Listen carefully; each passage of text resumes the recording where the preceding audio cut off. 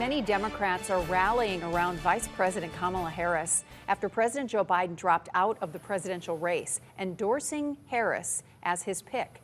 Now it's up to her party to get her on the ballot. Wake News anchor Claire Galt is live in the newsroom. And Claire, what are the issues that Democrats say might set her apart from former President Trump? Lois, women's rights is at the top of the list. Abortion is an issue that voters here in Florida and across the country say is important to them. And our local delegates who are heading to the Democratic National Convention in Chicago say abortion rights will propel Harris to the nomination and ultimately the presidency.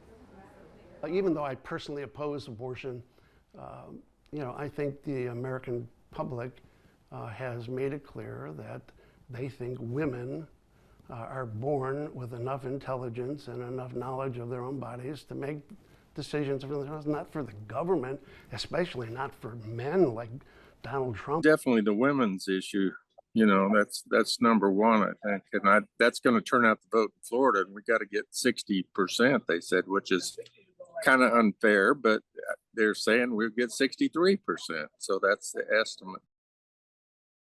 Harris is vulnerable on some issues. The president named her the border czar, and until very recently, that issue has only gotten worse. Now, Donald Trump also leads Harris in most national polls, but the delegates told me they are not worried. 4 months is plenty of time to reverse that trend. Lois, Chris. All right, Claire, thank you. We also went out into the community to see what you thought of Vice President Kamala Harris getting pushed up on the Democratic ticket. Would you support Kamala in her bid for president? If I did, it would be begrudgingly. Not a big fan of her. Wasn't a big fan of Biden. Not a big fan of Trump. Not really a big fan of this election in general. So it's a bit of a tricky situation. As a woman, yahoo, our first woman president. And I like the fact that she's biracial. So I'm delighted about that. I'm a little nervous about how late it is.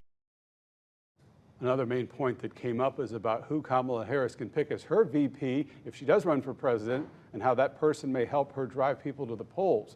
Some voters tell Wink News that along with how she does in the debates, that will determine if she has their full support. Well, this